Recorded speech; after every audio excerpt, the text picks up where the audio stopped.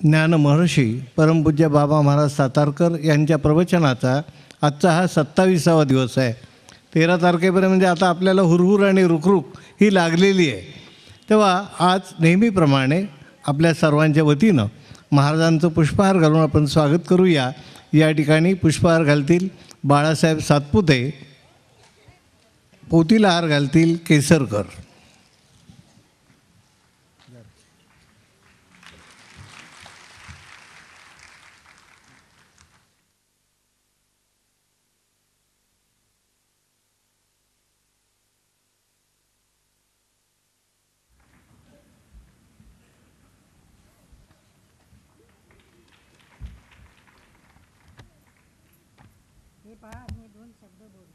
अरे हां 7 दिवसाप्रमाणे आणि जीवनामध्ये समाधान प्राप्त झालं. माऊलीच्या याच्यातच केलेली. अगोदर योगच आहे ना, काय करावं काय त्याच्यासाठी मला कसं तरी होऊ लागलं. आणि मग त्याच्यानंतर माऊलीने योग आणला आणि मग इतकी उपरती झाली, एकदम जशी उपरती होती माऊलीला तशी मला पण झाली. आणि मग 2 वर्षामध्ये 2.5 वर्षामध्ये मी माऊलीचे 101 पारायण तयार झाले आणि त्याची सांगता भरपूर 25-30 हजार रुपये खर्च करून अगदी पूर्ण केली. त्याचा मला खूप आनंद होतो. आणि त्याच्या आता तुकाराम महाराजाच्या स्थापनेसाठी कळस ध्वजारोहण दुधीवर एका काय गावाचं नाव ते मला पूर्ण माहीत नाही, तेथे मी त्यांना 1001 रुपया देणगी देत आहे. त्यांनी ती स्वीकारावी एवढंच मान.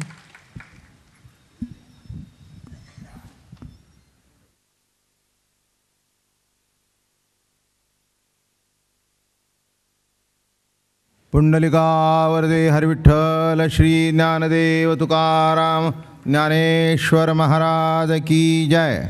तुकाराम महाराज की जय. सद्गुरुदादा महाराज अप्पा महाराज की जय.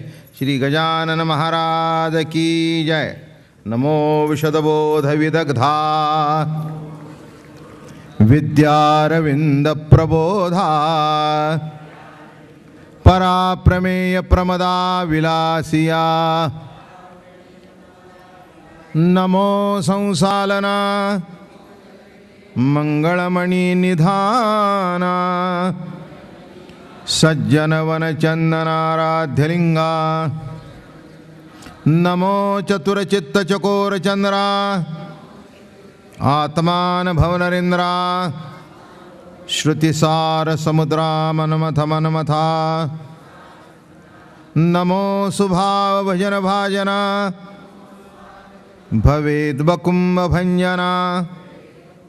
विश्वोत भवभुवना श्री गुरुराया. तुमचानुग्रह गणेशु जैदे आपुला सौरसु. तै सारस्वती प्रवेशु बाळकायाधी. जी दैविकी उदार वाचा जै उद्देशु दे नाभिकाराचा. तव नवरस सुधाब्दीचा ठाव लाभे. आपुलिया स्नेहाची वागेश्वरी जरी मुखिया ते अंगीकारी. तो वाचस्पदेसी करी प्रबंध होडा. हात वाणुमी कवणे काय सूर्याच्या अंगा उठणे लाविद तासे. जाणो निमिया नमन निवांत केले. जरी प्रज्ञेचे न्याथलेपणे श्री गुरु सामर्थ्या रूप करू म्हणे. तरी ते मोतिया भिंग देणे तैसे होईल. 15.5 रजतवणी तैशी स्तुतीची बोलणी. उगयाची माथा ठेविजे चरणी हेची भले. पुंडलिकावरदे हरिविठ्ठल श्री ज्ञानदेव तुकाराम ज्ञानेश्वर महाराज तुकाराम सद्गुरु दादा महाराज.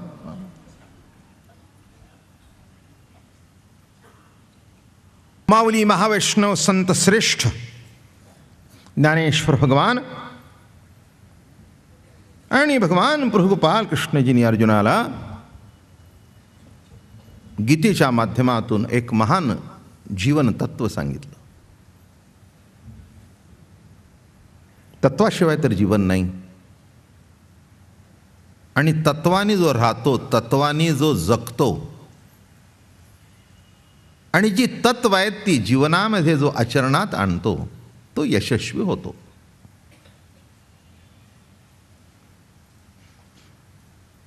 काय आहे, तत्वज्ञान शब्द माणसं वापरतात, पण गंमत अशी आहे की तत्व आहे पण त्याचं ज्ञान नाही. बडबड खूप आहे. पुष्कळशी माणसं इंग्रजी शब्द वापरतात, पण नेमका कुठे वापरायला पाहिजे तेच कळत नाही. बरं का, साधी साधी सुद्धा माणसं म्हणतात मिस्टेक झाली. आता सरळ चुकलं म्हणायचं, ते मिस्टेक काही गरज आहे का काही? तिला हे कळलं नाही की त्याला हे कळलं नाही की मिस्टेक शब्द वापरणं हीच मिस्टेक आहे. धेडगुजरी झालं ना, गरजच काय, त्यापेक्षा चुकलं, संपलं. मी कशा करता म्हणतोय, मला हे पुष्कळ अनुभव आले. एकदा मी एसटीत निघालो होतो. जाता जाता ते असं कोंडा असतो कडी, ते एक माणूस साधा होता, त्याला कळेना. हा कंडक्टर म्हणतोय लॉक काढ, लॉक काढ, लॉक काढ. ते त्याच्या तोंडाकडे, अरे म्हटलं लॉक का म्हणतोयस, त्याला लॉक म्हणतात, त्याला म्हण कडी काढ. कडी काढ म्हटल्यावर चटकन काढली आणि खाली उतरलं. मी म्हटलं कशाला एवढा गोंधळ करतोस? काय बोललो कळलं का मी? तत्व आहे पण ज्ञान नाही. तसं माणसा शब्दाचा प्रयोग करतात, शब्दाचा वापर करतात, पण नेमकं काय बोलतो हे त्याचं त्यालाच कळत नाही. म्हणून तत्वाला सोडून या जगात काहीही जरी नसलं तरी पण त्या तत्वाचं ज्ञान होणं हे अत्यंत आवश्यक आहे. पिस्तूल जरी असला कसा चालवायला पाहिजे, बंदूक असली कशी चालवायला पाहिजे, 4 कोटीची अगदी 10 कोटीची रोल्स रॉईस आहे पण कशी चालवायला पाहिजे. एक म्हणला मी 10 कोटीची, मला काय ड्रायव्हरला का चालवायला देऊ? आता ती एवढी गाडी पॉवरफुल, अहो नुसतं टच झाल्याबरोबर 4ला उडवलं त्यांनी. म्हणलं 10 कोटीची गाडी ना, असं घडलं. म्हटलं 10 कोटीची गाडी तुला पैसे माहिती आहेत पण ते चालवायचं ज्ञान नाही. तसं जीवनाचा भाग असाच आहे की आपल्याला जे ज्ञान असायला पाहिजे ते असणं आवश्यक आहे. तसं माफ करा मला, आपण सगळे गणपतीचे भक्त आहोत, पण त्याचं ज्ञान परिपूर्णतेने होणं एवढ्याकरता या लोकांनी मला 1 महिना प्रवचन करायला लावली. काय म्हटलं मी? हो, आत्ताच आमच्या अशोकरावनी एक फार सुंदर गोष्ट मला सांगितली. मध्ये म्हणे पेपरमध्ये छापून आलं की एका अट्टल चोराला पकडलं, आणि त्या अट्टल चोराला पकडल्यानंतर त्यांनी पोलिसाला सांगितलं की कसं काय? नाही म्हणाले, मी चोरी करण्यापूर्वी गणपती पुढे प्रार्थना करून जातो.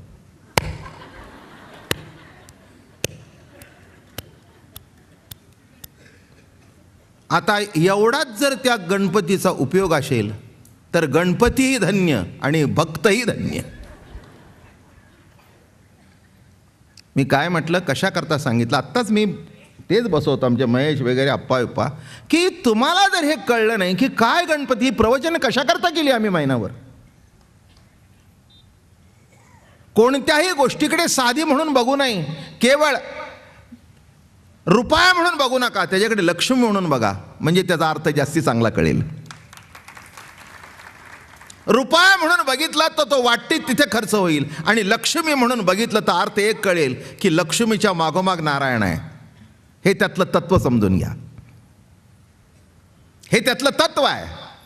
लक्ष्मी म्हटल्यानंतर त्याच्यातला अर्थ पालटतो आणि पैसा म्हटल्यानंतर त्याच्यातला अर्थ पालटतो. तसं गणपतीचं आपण दर्शन घेतो, पांडुरंगाचं आम्ही दर्शन घेतो, कृष्ण भगवंताचं आता सुरू झालं, त्याच्यानंतर पुन्हा गणपती येतील, पुन्हा जातील. काय? पण त्यातलं मूळ जे तत्व आहे ते तत्व समजल्याशिवाय मला नाही वाटत. ठीक आहे, काही गरजा तुमच्या पुरी होतील, पण मला नाही असं वाटत की केवळ लौकिक गरजा पूर्ण होण्याकरता गणपती आहे. निज ज्ञानाची ओळख, त्या गणपतीची प्रतीती आपल्याला प्रतीत होणं हीच. कारण का, शेवटी देव हे तत्व एकच आहे. ते पांडुरंगात असू दे, पांडुरंगाच्या रूपाने असू दे, गणपतीच्या रूपाने असू दे, कृष्णाच्या रूपाने असू दे, रामाच्या रूपाने असू दे, नाही तर दत्ताच्या रूपाने असू दे, पण जे तत्व आहे त्या तत्वामध्ये तुसभर सुद्धा फरक नाही. हे पक्क समजून घ्या. मग तुम्ही म्हणाले आकार का? आकार काही नाही. ज्याला जो आकार प्रिय वाटतो तो त्याने उपासना केली. साधं सरळ गणित आहे. काय आता तत्वज्ञानाचं सार जर एका शब्दात आलं, एकमेवाद्वितीयम ब्रह्म, एकमेव, एकच, संपलं. मग एक म्हटल्यानंतर 33 कोटी आहे, बसवायची कुठे? 33 कोटी बसवायची कुठे? याचा मूलभूत अर्थ असा आहे की एक मूळ तत्व समजून घ्या. पण एक समजून घ्या, एकच तत्व भिन्न भिन्न रूपाने प्रगट होत असतं. माझ्यावरच सांगतो. मी कोणाचा तरी मुलगा, मी कोणाचा तरी नातू, मी कोणाचा तरी आजोबा, मी कोणाचा तरी पती, मी कोणाचा तरी भाऊ, मी कोणाचा तरी बाप, मी कोणाचा तरी गुरु, मी कोणाचा तरी शिष्य, मी कोणाचा तरी मालक. माझं बोलणं कळलं का? एकच व्यक्ती इतक्या रूपाने प्रगट होते. एक मुलगी आपल्या घरात आली की एकाची बायको, दुसऱ्याची सून, तिसऱ्याची भाऊजाई. काय पण गंमत असते त्याच्यामध्ये सुद्धा. सासऱ्याची सून असते आणि सासूची सून असते. बघा कशी खसखस चटकन पिकली. काय सून कोणाची? सून हा शब्द कॉमन आला ना. सासऱ्याची ही सून, सासूची ही सून. आता हे काही सांगायला पाहिजे मी तुम्हाला? बरं का, सासरा जितका सुनेबद्दल मनमोकळेपणाने बोलेल तितकी सासू कधीही बोलणार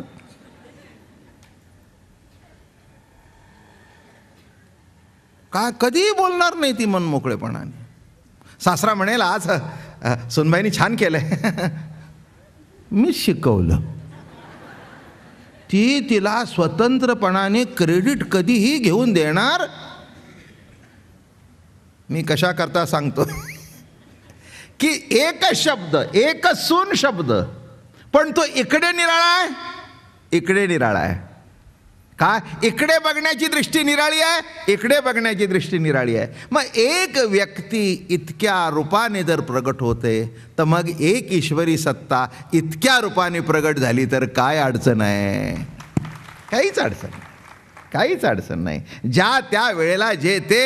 आता गणेश चतुर्थी आली की झालं, सुख करता दुःखार्ता सुरू झालं.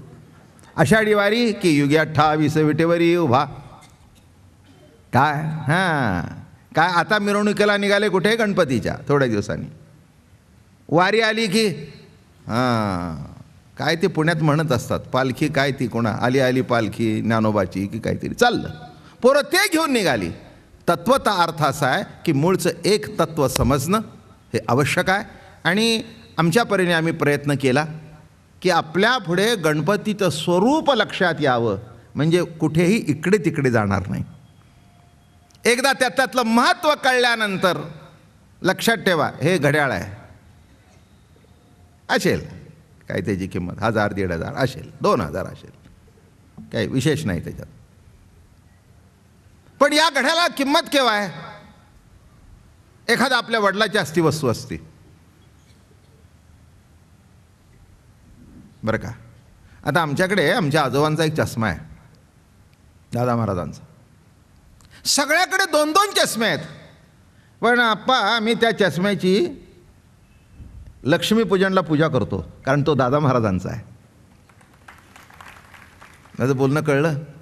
आमच्या सद्गुरूने तो चष्मा वापरला, आपल्या डोळ्याला रोज लावत होते, म्हणून लक्ष्मीपूजना दिवशी तेही बॉक्स तिथे ठेवलेलं असतं, त्याचीही पूजा करतो. चष्माच, काचाच पण त्या कुणाच्या आहेत हे लक्षात आल्यानंतर तो चष्मा सुद्धा पूजेची वस्तू ठरतो. तसं देव कोण आहे, गणपती कोण आहे, काय आहे? अरे हा कुणीही चष्मा डोळ्याला लावलाय, त्या चष्म्याला वंदन करताना असं वाटतं दादा महाराजांनी हा चष्मा लावून ज्ञानेश्वरी सांगितली. शेवटी जीवनामध्ये संताचा चष्मा मिळणं हे महत्वाचं आहे ना, नाही का? साधू संताचा चष्मा मिळणं, त्यांची दृष्टी आपल्याला प्राप्त होणं. कशा करता मी हे सांगतोय, कारण आता आवरत आलंय प्रवचन बरं का, उद्या आणि परवा. तेव्हा याच्यातला महत्त्वाचा भाग लक्षात घ्या. नुसतं कोणी विचारलं तर म्हणू नका आम्ही गणपतीवर ऐकलं. नव्हे नव्हे नव्हे, माऊलीच्या शब्दात गणपतीचं स्वरूप ऐकलं, हे महत्त्व कळायला पाहिजे. नाही तर ठीक आहे, बाकीचा सगळा तुम्हाला माहिती आहे. आणि म्हणून काल आपलं प्रवचन चालता चालता सोंड सांगितली, आता त्याच्या पुढचा भाग आहे. तरी संवाद तोची दशनू दो समता शुभ्रवर्णू देव उन्मेष सूक्ष्मे क्षग्नो विगडराजू. तसेच प्रश्न रूपी चर्चा हाच गणेशाचा दात होय. एक खंडित आहे आणि एक दात आहे. तो कसा आहे? अत्यंत शुभ्र. बरं का, म्हणजे शुभ्र दात शब्दाचा अर्थ कळला का? म्हणजे निपक्षपातीपणाने चर्चा केली जाते. काही माणसं दात खाऊन चर्चा करतात, कळलं का? आता गणपती बाप्पा दात दाखवून चर्चा करतायत. वर्म लक्षात घ्या, दात धर असं दातोट खाऊन, त्याचाही सांगतो मी तुम्हाला. हां, तसं इथे कसं आहे? निपक्षपातीपणा हाच पांढरा रंग आहे. ज्ञानरूप बारीक डोळे असलेल्या विघ्नाचे नियमक आहे. देव उन्मेष सूक्ष्मे क्षणो विघ्नराजू. आता भाग असा आहे की संवाद म्हणजे प्रश्न उत्तररूपी संभाषण. बरं का, त्याच्यात काय आहे? वाद, जल्प, वितंड असे 3 प्रकार आहेत वादाचे. काही काही वेळेला कसं असतं, आपलेच मत खरे करण्याच्या उद्देशाने केलेले भाषण हे जल्प म्हणतात. आपलंच, मी म्हणतो तेच खरं. काही काही माणसं फार दुराग्रही असतात.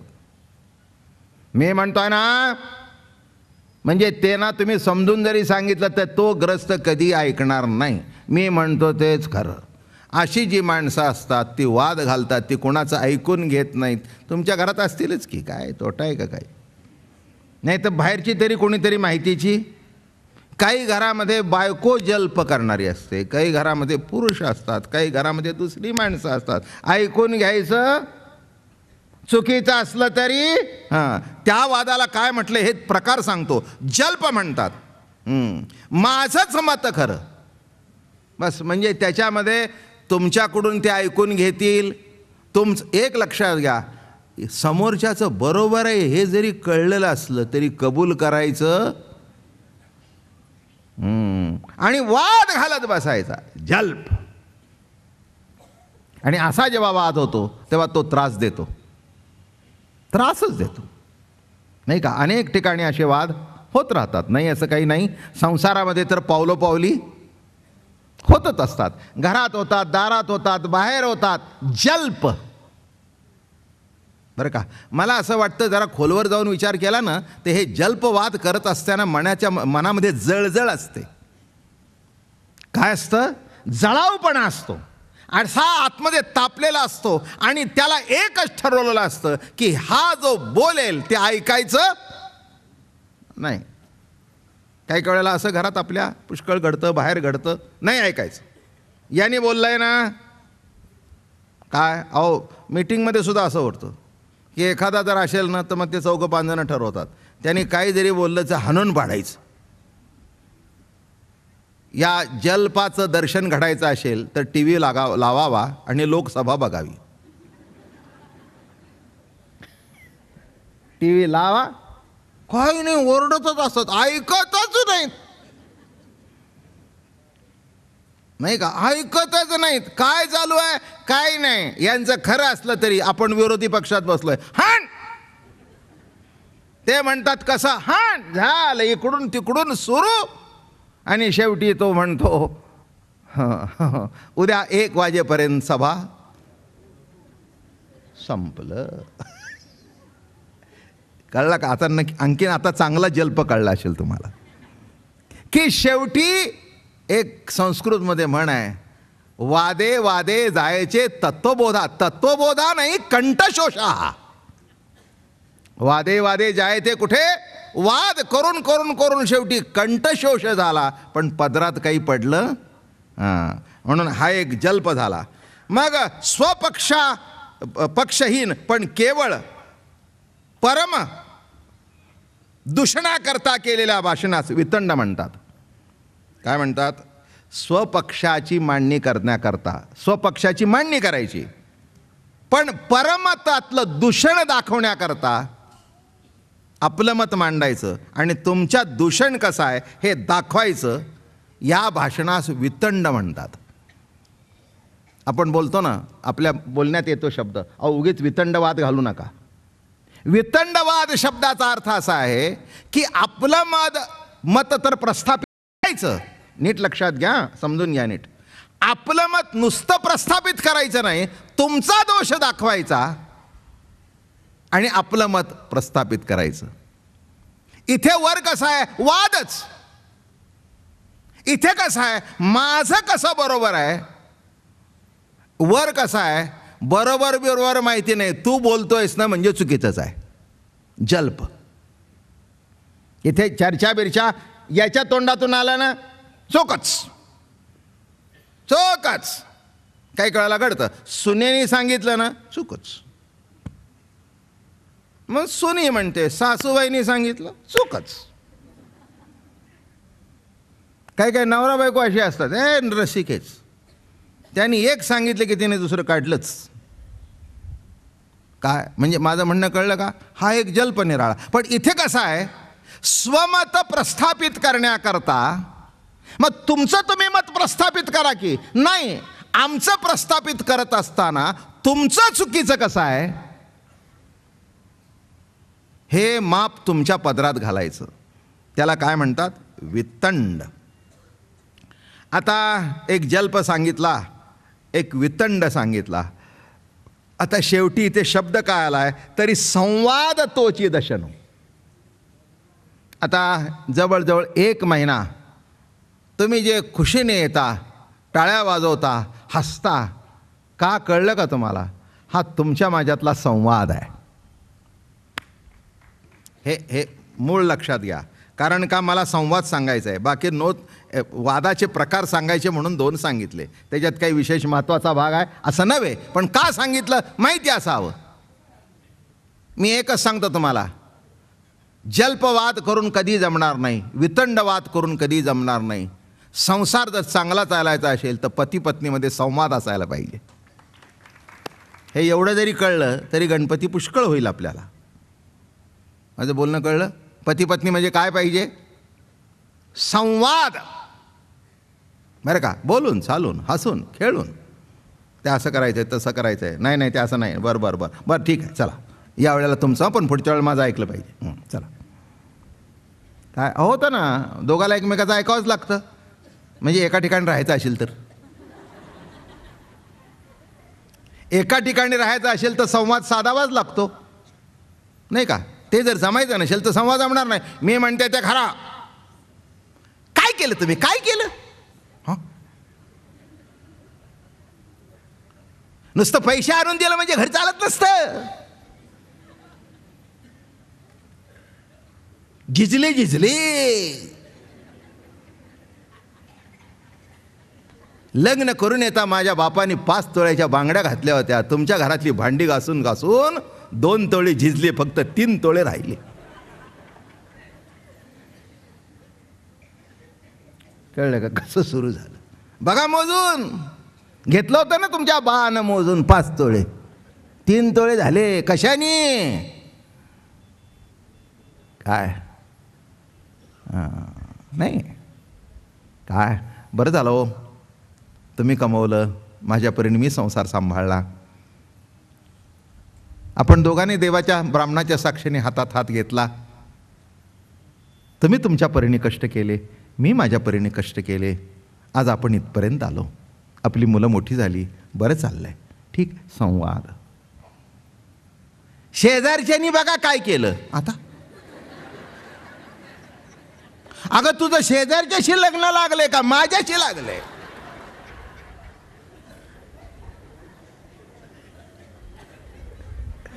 आता हे मला सांगायची पाळी आहे का नाही? काय काय नाही नाही, अहो हे जल्प काय, वितंडवाद काय, संवाद काय, याचे नमुने तुम्हाला करून दाखवल्याशिवाय तर तुम्हाला कळायचं नाही. नाही, आणि करून दाखवली की कळल्याशिवाय राहणारच नाही. किंबहुना घरी गेल्या गेले याच्यावर सुद्धा वाद सुरू होईल. गेल्या गेल्या काय महाराज सांगत होते तुम्हाला की नाही, सवयच आहे उकरून उकरून काढायचं, झालं सुरू. म्हणजे माझं बोलणं कळलं का? या माझ्या सिद्धांतावर चर्चा करता करता मारामाऱ्या.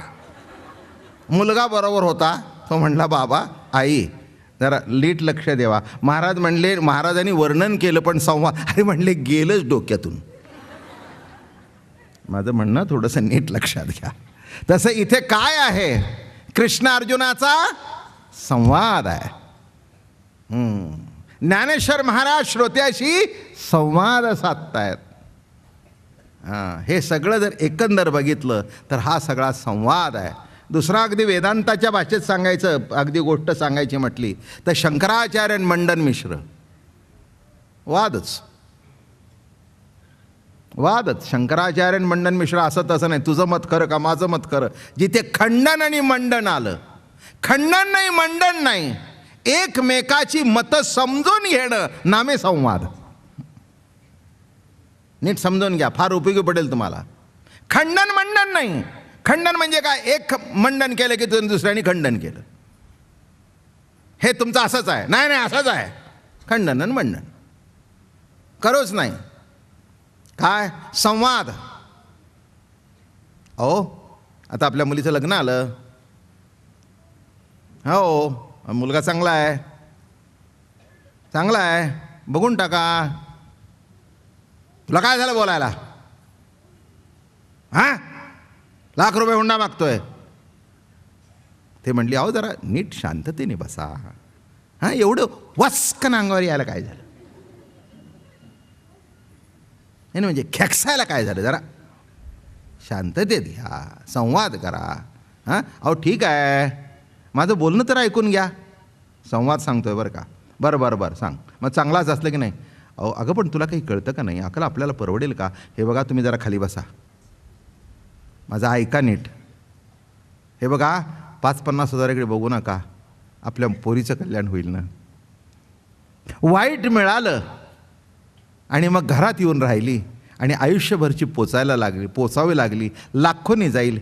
त्यापेक्षा असं करा, तुम्ही काळजी करू नका. माझं लग्नातलं सोनं 25 तोळे होतं ना, त्याच्यात 5 मी घालते. या संवाद. मी ठरवलंय बायकोचं काही घ्यायचं नाही. मग कोणाचं घेता?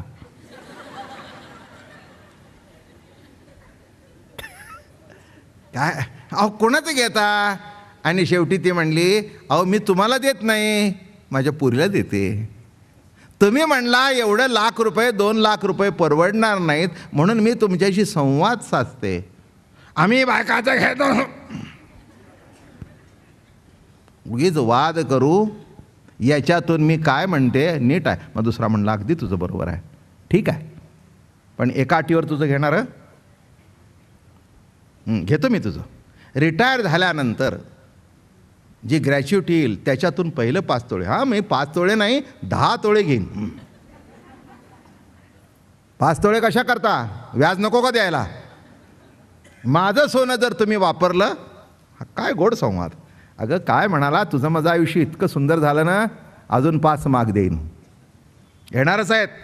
7-8 लाख रुपये माझ्या हातात येणार आहे. त्यातले गेले तुला थोडे, आणि तू तरी कुठे घेऊन जाणार आहेस? त्या रूपाने शिल्लकच टाकली.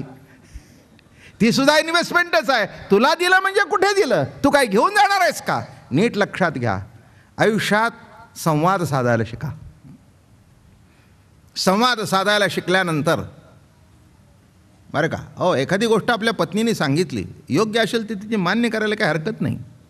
आपलाच अट्ठास करण्याचं काही कारण नाही आहे बरं का. काही करायचं काही कारण नाही आहे. नवऱ्याचं असेल तर बायकोने अगदी उगीचच नाकाला जीभ लावून बसायचं काही कारण नाही.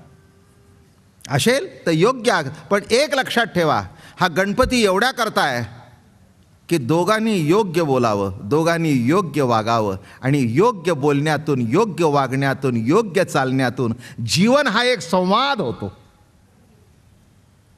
आणि नुसता संवाद नाही तर सुसंवाद. कसा संवाद होतो? म्हणून या ठिकाणी महाराज म्हणाले, तरी संवाद तोची दशनू शुभ्र. शुभ्र कसा आहे? अत्यंत शुभ्र, अत्यंत दिसायला चांगला. कसा आहे? आता तुम्हाला त्या टी व्हीला दिसते ना जाहिरात, ती बत्तीशी कशी दिसते? पांढरी दिसल्याबरोबर असं वाटतं. मग तिथे दाखवतात टूथपेस्ट अमकी, ते आता सध्या जाहिरात चालू आहे कोलगेटची. 12 दोष जातात टी व्हीला. किती? तुमच्या दातातले रक्त येणं, अमकं पायरुया होणं, हिरड्या दुखणं, अमकं काय. स्वच्छ खरंच आहे की ज्याच्याने आपण आपलं अन्नाचं प्राशन करणार, ज्याच्याने चावणार, ते जर स्वच्छ नसले तर त्याच्या माध्यमातून किडा पोटात जाईल, दोष पोटात जाईल. म्हणून महाराज या ठिकाणी म्हणतायत, संवाद तोची दशणू जो समता शुभ्रवर्णू. शुभ्रवर्ण शुद्ध आहे. एक सुंदर प्रमाण आहे इथे, करू आवडीने वाद तुमच्या सुखाचा संवाद. आत्ताच सांगितलं, काय गोड प्रमाण आहे बघा. करू आवडीने वाद, काय म्हणतात महाराज? करू आवडीने वाद, करू सुखाचा संवाद. हां, पती पत्नीमध्ये, बाप मुलामध्ये असे वाद असावेत. हे जे संवाद आहेत ना, थोडंसं जरा इकडे तिकडे असलं ना, त्याच्यातून सुद्धा मजा असते. हो, जरा अधूनमधून बायकोला चिडवत चला, बरंच असतं, संवाद असतो.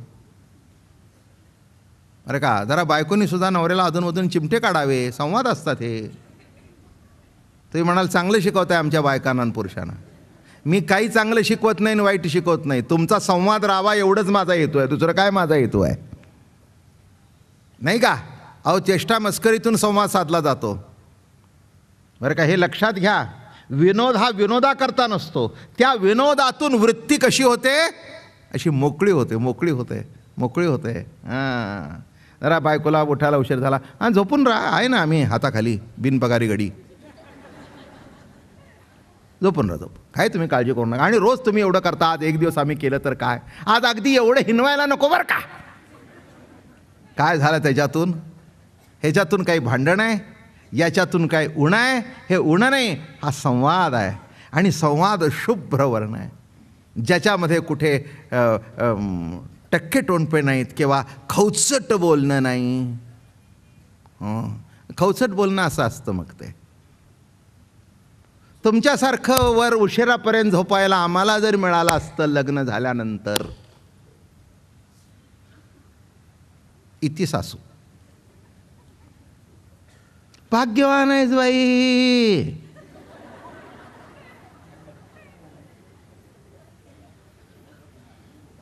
सात वाजेपर्यंत झोपतीयस. तुझ्या भाग्याने घरात नळ आलं. आम्ही मोळा मोठ्याला जाऊन डोक्यावर पाणी होत होतो, रांजणाचं पाणी ओढत होतं. भाग्यवान आहेस. तुला तरी काय नाव ठेवावं? आमचंच घे हाडून.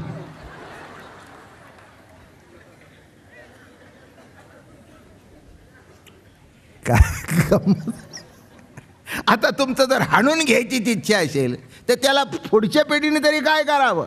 अहो, ज्याचा त्याचा योग आहे. आज तुम्ही एक लक्षात ठेवा, पुढे पुढे जाल तसं तसं विज्ञान सुधारतंय, सुधारणा झाल्या. और राहणीमानात किती फरक झाला.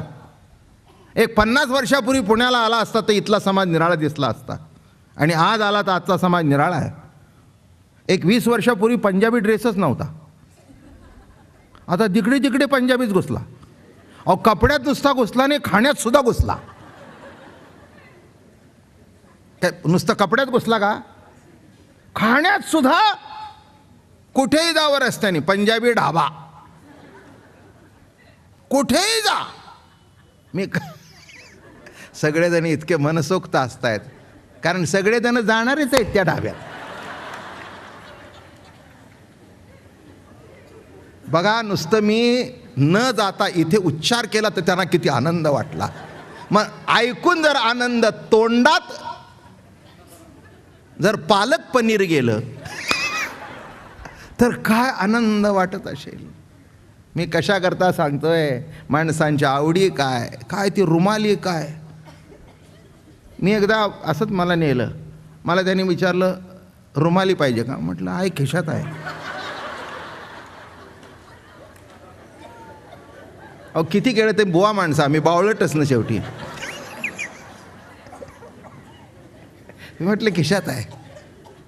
तो वेटर बघू लागला, ते म्हणले क्या बात है. नहीं म्हटलं आपने कुछ कहा ना, रुमाल मेरे खिसे है. त्याला कळलं की हे पागोटं बांधून ह्याला काही कळत नाही.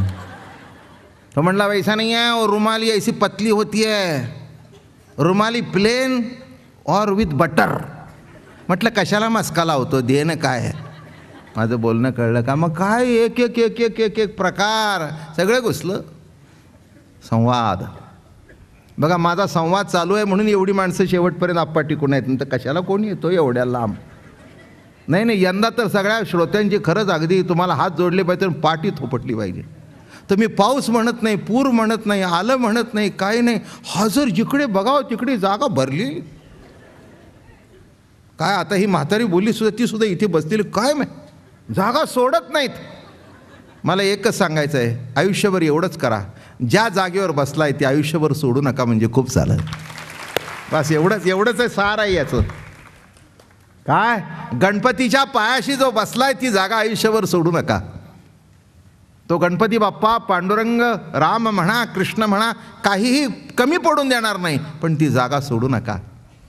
आणि जागा केव्हा सोडणार नाही, ही प्रवचनं जागी राहून ऐकली असेल तर. जागी राहून जर प्रवचन ऐकले असेल तर माझी खात्री आहे जागा सुटणारच नाही. आणि पुढे सांगतायत उन्मेष सूक्ष्मे क्षणू. हे गजाननाचे डोळे कसे आहेत, हत्तीचे डोळे असे बारीक असतात. एक तुम्हाला सांगू का, असे बारीक नजरेने बघितले की दिसतं नीट. कसं दिसतं माणसाला, नजर कशी असावी. हे बघ, तो घरात येणार आहे, अगदी बारीक नजरेचा आहे बरं का. त्याच्या नजरेतून काही सुटत, तुम्हाला सांगतो एक दृष्टांत सांगतो म्हणजे कळेल. आता तुम्ही सुईच म्हणजे दोरा कधी ओला आहे का. ते पूर्वीच्या काळी नवरीला नाही तर नवऱ्याला ते मंगळसूत्र ओवायला दिसायचे, म्हणजे त्याच्यातून कळायचं दिसतंय का बरोबर का रात आंधळा आहे. नाही, जुन्या काळातलं ते मुद्दाम त्याला ओवायला लावायचं. मग आता मला सांगा, त्या सुईचं छिद्र किती असतं, किती बारीक असतं. मग आता बारीक छिद्र असल्यानंतर डोळे कसे पाहिजेत, असं बघितलं पाहिजे की नाही. तुम्ही एक गंमत करून बघा, जेवढे डोळे मोठे कराल तेवढं दिसणारच नाही. जेवढे मोठे डोळे कर, मग दिसेल केव्हा. काय झाले, सूक्ष्म. याचा अर्थ काय की आता बघा, मी डोळे उघडल्यानंतर अगदी शेवटपर्यंत हा माझ्या डोळ्यात हॉल बसला, पण इथे काय केलं, अगदी त्या छिद्रावर नजर गेल्याबरोबर बरोबर तो दोरा ओला जातो. सूक्ष्म. याचा अर्थ नीट लक्षात घ्या, डोळे बारीक केल्याशिवाय अरे असं काय बघतोय, जरा डोळे बारीक करून बघ की, डोळे बारीक करून बघ की. नीट लक्षात ठेवा की डोळे बारीक झाल्याशिवाय जे दिसायला पाहिजे दिसत नाही. कारण का, अध्यात्म म्हणजे जशी व्यापक नजर आहे तशी ती एकाग्र. शब्द काय मराठी भाषेत काय, एकाग्र. मन काय करावं, एकाग्र. बुद्धी काय असावी, एकाग्र. नजर कशी असावी, एका अग्रावर. सुईचं अगर, एकाग्र एकाग्र. मग तिथे ओलं की असं चटकन दिसतं, म्हणून नजर कशी असावी लक्षात ठेवा. शेवटी परमार्थ हा नजरेचाच विषय आहे. नजरों से देख प्यारे क्या रूप है तुम्हारा. एक सूफी म्हणतो, नजरों से देख प्यारे क्या रूप है तुम्हारा. अरे प्यारे जरा नजर से देख, अरे क्या रूप है तेरा. अरे तेरे रूप में मेरे को प्रभु का रूप दिखता है. प्यारे जरा देख ले, जरा देख ले. अरे तेरी आँख कैसी है, तेरे कान कैसे है, तेरे बदन कैसे है, तेरे जीवन कैसा है, तेरा श्वासोश्वास कैसा चलता है, जरा देख ले प्यारे. नजरों से देख प्यारे. लक्षात ठेवा, अध्यात्म म्हणजे अध्यात्म नव्हे, जीवनाकडे बघण्याकडे, वस्तूकडे बघण्याची नजर प्राप्त व्हावी लागते. ती नजर येण्याकरता, आणि हे सगळं परमार्थ आहे. नजर नाही आली तर काय उपयोग आहे हो, बरं का. नजर आल्यानंतर आपल्याला कळतं. लहानपणी आपण वाचतो आणि नजर आल्यानंतर म्हणतो ती लहानपणीची कविता काय सुंदर होती, लहानपणी आम्ही म्हणत होतो पण आता आम्हाला कळते. माझं बोलणं नीट लक्षात घ्या. प्रत्येक गोष्टीकडे बघण्याची नजर असते. काय हे आता, हे काय, हे आहे, हे आहे, हे आहे, हे बरोबर आहे, बरोबर आहे, बरोबर आहे, बरोबर आहे. आता ह्या माणसाने एवढ्या वायर बसवलेल्या आहेत, आपण बघतो आपल्याला ते बरोबरच वाटतं. आणि बरोबर नाही चाललं की तो म्हणतो हां इतकी सटकली. मी म्हटलं तुला कसं दिसलं? म्हणला दिसायचं काय, रात्रंदिवस ते करतोय म्हणून नजर तिथे गेली. माझं बोलणं कळलं का? हां, म्हणजे दिसणं आणि बघण्याची नजर येणं. ज्ञानेश्वरी वाचायला मी त्याला म्हटलं तू वाच. ते म्हटले वा महाराज हे याच्यातलं सांगा, याच्यातली नजरच माझ्याकडे नाही, याच्यातली नजर माझ्याकडे नाही. तसं नीट लक्षात घ्या, प्रत्येक गोष्टीची नजर आहे, नजर यावी लागते. परवाच ते आता त्या डोळ्यांचा सत्कार झाला ना महानगरकरला, तिथे गमतीने दृष्टांत सांगितलं, ऐकलं असेल तुम्ही. नजर आली पाहिजे म्हटलं की नाही, तर ते फार सगळे फार खुश झाले मंडळी ऐकून. म्हटलं मराठी भाषा किती गमतीची आहे. एक मनुष्य माझ्या समोरून आला आणि काळा चष्मा लावला होता असा. मी त्याला विचारलं का रे बाबा, का काळा चष्मा का लावला? तर त्याने काढल्यावर मला दिसलं डोळे लाल झाले होते. मला म्हणला माझे डोळे आलेत. काय म्हणला मला? आणि डोळे आल्यापासून म्हणला नीट दिसतच नाही. आता ठीक आहे म्हटलं बाबा. 5-6 दिवसांनी मला पुन्हा समोर आला. कसं काय महाराज, आज चांगलं दिसला बरं का, डोळे गेले. ये मराठीची नगरी. काय तिथे सांगितलं, जे खसखस पिकली त्या महानगरपालिका, कारण ते आमच्या डोळ्यांचा सत्कार होता, त्यांचं नाव डोळेच. डोळ्यांची ऑपरेशन जवळजवळ कितीतरी हजारोनी लाखोने केली. म्हणून तो विषय चालला होता की कसं मराठी भाषा आहे, दिसत का नाही तर डोळे आले म्हणून, आणि दिसायला का लागलं तर डोळे गेले म्हणून. आता ही कोणत्या डिक्शनरीतले शब्द आहेत? काय गंमत आहे बघा. हीच मराठी भाषा कळली पाहिजे. तिथे अजून एक दृष्टांत आता उभं राहून सांगत होतो, वेळही नव्हता. आमचे लोकमान्य टिळकांना एक इंग्रजी पादरी इथे आला आणि तो मराठी शिकला. मराठी शिकल्यावर टिळकांच्याकडे आला, म्हणाला लोकमान्य आम्हाला तुमची मराठी उत्तम येते.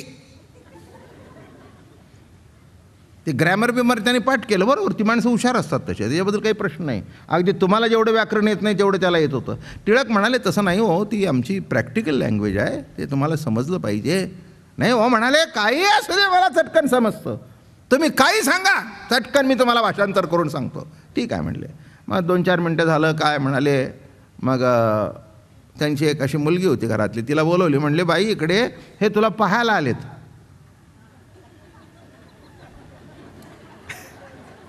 काय म्हणले तुला, हे तुला पाहायला आलेत. म्हणले ती समोर कमरला निघून गेली. ते म्हणले what happen to this girl, ही अशी करून का गेली? हेच तर म्हणतोय तुम्हाला आमचं मराठी कळत नाही. ते म्हणले मी काय म्हटलं, तुम्ही म्हणला की पाहायला आली आहे, that I have come to see her. हेच तर भानगड आहे. अहो पाहायला आला म्हणजे लग्न ठरवायच्या वेळेला मुलगा जेव्हा मुलीला, अरे बापरे म्हणले इतकं खोलवर अर्थ आहे का? तसं डोळे आले आणि डोळे गेले. किती मराठी भाषा मजेशीर आहे. लक्षात ठेवा. तर ते इथे डोळ्याचाच विषय चाललाय म्हणून सांगितलं. सूक्ष्म अतिबारीक हत्तीची नजर कशी आहे, म्हणून तो असा असा असा असा असा चालतो. बरोबर बरोबर दिसतं त्याला. बारीक नजर पाहिजे. नीट लक्षात ठेवा, ज्ञान संपादन करण्याकरता दृष्टीसुद्धा बारीक पाहिजे. हे बघा, उन्मेष, उन्मेष शब्दाचा अर्थ ज्ञान. आपल्याकडे दृष्टी आहे पण ज्ञानदृष्टी नाही. काय पाहिजे आपल्याला? ज्ञानदृष्टी आली की जगताकडे बघण्याचा सगळा विषय संपून जातो. बरं का, चांगदेवाकडे भरपूर नको ते ज्ञान होतं, पण पाहिजे ते नव्हतं. शब्द ज्ञान होतं. महाराज म्हणाले, शब्द ज्ञाने होसी आगळा, म्हणसी न बिहे कळी काळा, बोधे विण सुख सोहळा, आहे तो जिव्हाळा वेगळाची, भस्म उधळण जटाभारू. काय गोड लिहित आहेत महाराज. शब्द ज्ञाने होसी आगळा. चांगदेवाजवळ शब्द ज्ञान खूप होतं. 14 विद्या 64 कला सर्व होतं, पण जे असायला पाहिजे ते नव्हतं. एखादी चांगली मोठ्याची बाई गेली की नाही, मग तिचं प्रेत सजवतात. बरं का, बांगड्या पाटल्या आणि म्हणजे तिथपर्यंतच. तुम्हाला काय वाटलं, बरोबर जाऊन गोंधळ आहे बोली. साडी बिडी अमकं तमकं सगळं नथ बीत घालतात तिला. काय दृष्टांत नाही का कळला? अरे किती सजवलं तरी ते मडच आहे. किती सजवलं तरी ते मडच आहे. तसं किती ज्ञान असलं आणि निज ज्ञान नसलं तर त्या ज्ञानाची किंमत मड्याला सजवलेल्या अलंकारासारखी आहे. हेच याच्यातलं वर्म आहे. काय असून करता, शब्द ज्ञान पुष्कळ आहे. एका शब्दाचे 50 अर्थ करताय. तुम्ही डिक्शनरी काढून बघा, योग या शब्दाचे 108 अर्थ आहेत. किती अर्थ लिहिलेत बघा. ज्ञान योग, भक्ती योग, कर्म योग, हट योग, भांडायचा, तुमच्या आमच्या भेटीचा योग, जेवणाचा योग, सिनेमा बघायचा योग, दारू प्यायचा, गुटखा खायचा, आता लावा योग. बरं का, आज महाराज प्रथमच महिन्यात तुमचं प्रवचन ऐकण्याचा योग नाही का, हा सुद्धा योगच लागतो. योग आल्याशिवाय कोणत्याही गोष्टी घडत काही काही वेळेला असं घडतं बरं का अशोकराव, महिना प्रवचन चालून सुद्धा योगच येत नाही. आला आला आला. मग काय घडलं आज? योग. कशाचा? प्रवचन ऐकायचा. म्हणजे याला सुद्धा पण एक आहे, योगा करता 2 काहीतरी लागतं. तसं व्यक्ती आणि कार्य हे दोन्ही मिळून आलं, चांगला लग्नाचा योग जुळून आला.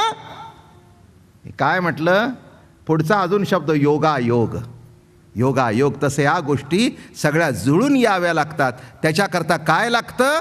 एकच शब्द नीट लक्षात घ्या, ज्ञानदृष्टी. शब्द ज्ञान असून जमत नाही. ज्ञानदृष्टी प्राप्त झाली, अरे एवढा त्या चांगदेव 14 विद्या 64 कला सगळं. अहो तो निघताना किती शिष्य त्याच्याबरोबर माहिती आहे तुम्हाला? 60,000 ताफाच्या ताफा निघायचा. हो, पण शेवटी कळलं नाही राजमान्य राजश्री लिहावं का चिरंजीव लिहावं. किती आश्चर्य आहे. एक लक्षात आलं का, तिथे शब्द सुद्धा सुचले नाहीत, तिथेही तोकडं पडलं.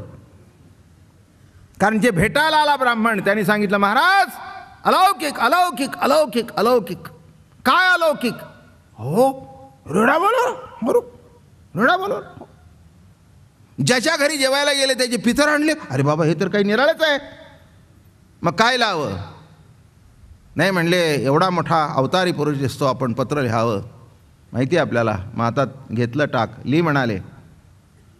किती वर्षाचं वर आहे? जे 14-15 वर्षाचं लहान आहे. असं आहे, ली चिरंजीव. मग म्हणले नाही, बरोबर दिसत नाही. आपल्याला जे येत नाही ते त्याला येतंय. मग लिहा राजमान्य राजश्री. कसं हे एवढं पोर लहान. आपण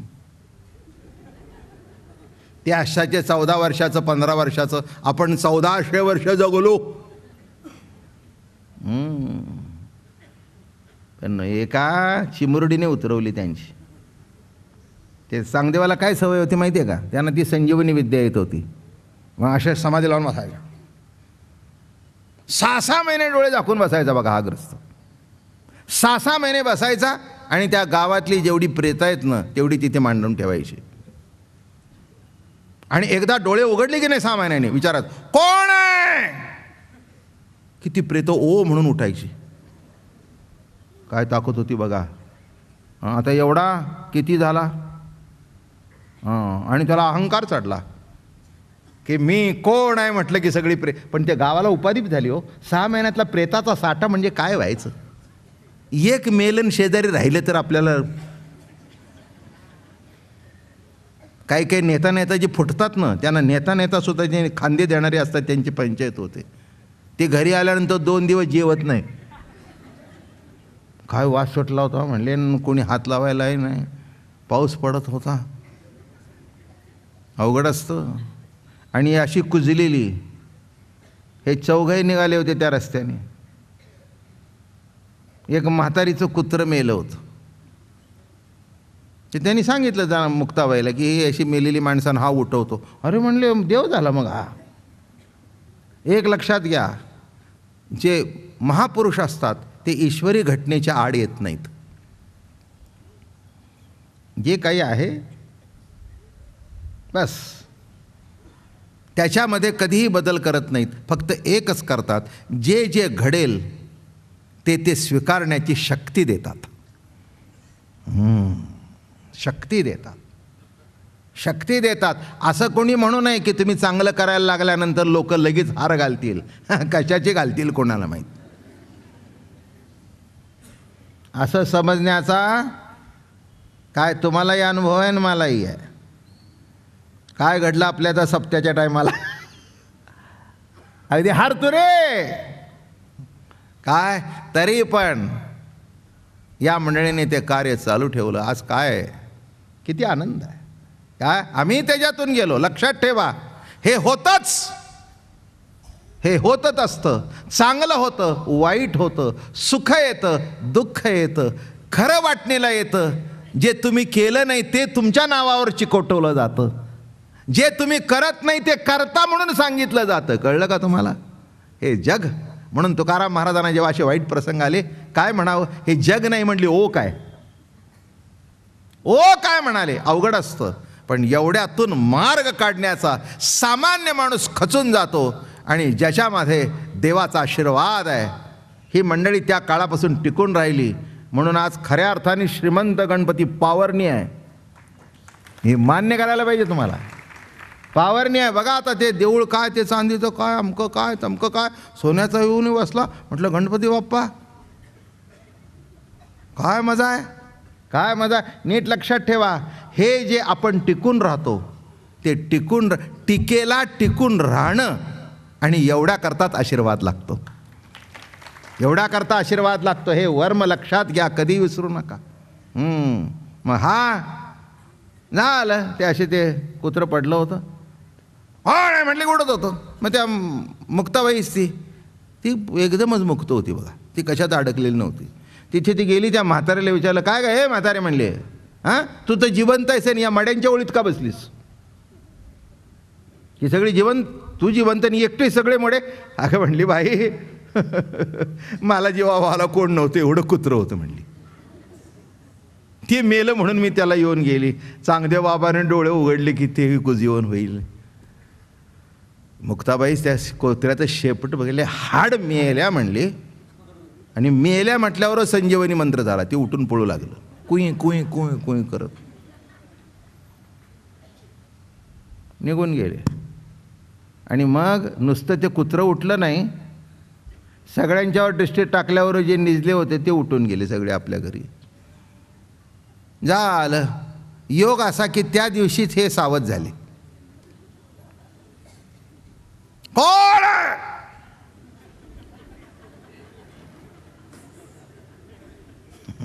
खरं सांगू का, त्या दिवशी कुत्रं सुद्धा नव्हतं. वस्तुस्थिती कुत्रं सुद्धा तिथे कोण कोणी ओच म्हणे ना. आणि कोणी ओ म्हणाला ते शिष्य कापू लागले. अरे किती महिन्यापूर्वी डोळे झाकले? 6 महिने. 6 महिन्यात परिसरात कोणी मेलच नाही. काय भावना, काय सद्वासना, मेलच नाही. बरं झालं की नाही मेलं. नाही, ते मेलं म्हणजे यांना कर्तृत्व दाखवता येतं ना, काय केलं मी. मग एक असा लटलट कापू लागला. अरे मेलं का नाही? मेले होते. मग कुठे गेले? जगायचं नाही का कुणाला? ते म्हणले महाराज 3 पोरं होती आणि 1 पोरगी होती. काय झालं मग? म्हणजे ट्यूब पेटली, तेच असतील. काय झालं मग? काही नाही म्हणले. ते कुत्रं इथे होतं, त्यांनी हड केलं. हड केल्यावर ते पळालं आणि बाकीचे उठून निघून. झटकन खाली पारा आला. मग कळलं हे काही खरं नाही. किती आपलं ज्ञान असू दे, आपण नको त्याच्याकरता वापरतोय. आणि शेवटी चांगदेव एवढा राहून सुद्धा कोरा राहिला. आणि केव्हा ज्ञान प्राप्त झालं? जेव्हा चांगदेव 65 वाचली तेव्हा ते ज्ञान प्राप्त झालं. स्वस्ती श्री वटेषु जो लपोनी जगदाभासू. नजर प्राप्त झाली. कसली नजर? सूक्ष्म, सूक्ष्म नजर. हां, इथे गणपतीची नजर कशी आहे? कशी आहे? सूक्ष्म. बघितल्याबरोबर कळतं. काही काही माणसं अशी असतात, नुसतं हातात घेतलं की कळतं त्याला. मग तो म्हणतो तुम्हाला कसं कळलं? अरे म्हणला आयुष्य गेले, नजर आहे ती माझी. आपल्या हातात हिरा दिला आणि काच दिला तरी कळत नाही. जवायराच्यात नुसतं हातात घेतलं की हो हे काय नाही, ऑर्डिनरी आहे. हां हां हो, आम्हाला त्यांनी हिरा म्हणून दिला. किती रुपयाला दिला? 500 रुपयाला. एवढा हिरा 500 रुपयाला देतो काय? टाळ काही का नाही? मी तुम्हाला 5 रुपयाला देतो, घेऊन जा. हां, आता म्हणणं कळलं का? जवाहिराची जशी नजर आहे नाही का, तसं जगत बघण्याची नजर आहे. आणि म्हणून इथे महाराज म्हणाल, मोठ्या कौतुकाने सांगतायत कसा आहे. फार सुंदर ओवी आहे. तरी संवाद तोची दशनू जो समता शुभ्रवर्णू देव उन्मेष सूक्ष्मे राजू विघ्न राजू. विघ्न हरण करणारा, विघ्न हरण करणारा हा राजा आहे. गणराज कोण आहे? विघ्न हरण करणारा हा गणराज आहे. पण त्याला मनोभावे शरण जावं बरं का. करायचं म्हणून करू. मी तुम्हाला एक सांगतो, पूजा करत असताना उलटं झालं तरी पूजा करावी. काही काही माणसं देव बदलतात. आपल्याकडे देवाची बदलण्याची सोय खूप आहे. गणपती नाही पावला तर पलीकडचा दत्त, नाही तर तिकडचा ताकपेट्या, नाही तर तिकडचा पत्र्या. काय ते बरेच आहेत की सगळे अगदी ओळीने आहेत. म्हणजे हा नाही तर तो, नाही तर तो, नाही तर तो, नाही तर तो, नाही तर तो, नाही तर तो. एक लक्षात ठेवा, आयुष्यात कोणताही प्रसंग येऊ दे, एकदा एकाच्या चरणावर मस्तक ठेवल्यानंतर शेवटपर्यंत बदलू नये, तेव्हाच ते विघ्नहरण होतं. नाही तर आज हे न उद्या ते न, आज ते न, झालंय चालते फिरते. तू का म्हणे गरगरा फिरे आणि भवंडीने दमजिरे. फार सुंदर लिहितात, गरगरा फिरे दम जिरतोय. धरलाय ना, धरून ठेव, धरून ठेव. हां, विघ्न हरण करणार. एक लक्षात ठेवा, ईश्वरी सत्ताच, मग ती कोणाच्या रूपात बघा, ते असा अर्थ काढू नका आमका कामका. ईश्वरी सत्ता इतकी पॉवरफुल आहे की तिला शरण गेल्यानंतर म्हणवोनी शरण जावे सर्व भावे देवासी, तो हा उतरील पार भवदुस्तर नदीचा. किती गोड अभंग आहे. म्हणवोनी हे असं आहे म्हणून त्याला शरण जावं. म्हणवोनी शरण जावे सर्व भावे देवासी, तो हा उतरील पार भवदुस्तर नदीचा. हा देव काय करील? त्याला तुम्ही शरण गेल्यानंतर आलेलं विघ्न टाळेल. पण विघ्न येणारच. पांडवांच्यावर आली, मग तुमच्या माझ्यावर काय येणार नाहीत. पण एक कळलं का, एवढ्या सगळ्यामध्ये कौरव संपले, पांडवांची संपायची पाळी आली. पण त्यांचा वंश चालण्याकरता पोटातला परीक्षिती त्याचं रक्षण केलं, त्याचं रक्षण केलं. म्हणून आयुष्यात लक्षात ठेवा, ज्या दैवताची आपण उपासना करतो त्याच्याशी एकनिष्ठ राहावं. एक सांगतो पूर्ण करतो. मारलं तरी आईचा पदर सोडू नये. दृष्टांत कळला का? काय कळलं? आई रागवली, नाहीने फटके मारायला सुरुवात केली.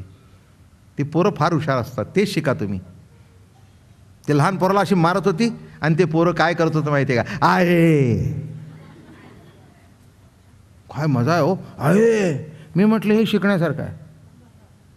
मारलं तरी त्याला सोडत नाही आणि मग तीच थांबते, मग उचलून घेते. एवढं काय जोरात मारलं नाही तुम्ही, रडायला काय झालं? चल तुला चॉकलेट घेऊन देते. काय गंमत आहे. लक्षात ठेवा. पण एक सांगू का, आई मारत असताना शेजारच्या खोलीकडे पडू नये, मार वाढील. बोलणं कळलं का? जे मारतंय त्याचा पाय धरा. तसं जो सुख दुःख पाठवणारी जी ईश्वरी सत्ता आहे तिचे चरण धरावे. पुंडलिका वरदे हरी विठ्ठल, श्री ज्ञानदेव तुकाराम विठ्ठल विठ्ठल विठ्ठल विठ्ठल विठ्ठल विठ्ठल विठ्ठल. पुंडलिका वरदे हरी विठ्ठल, श्री ज्ञानदेव.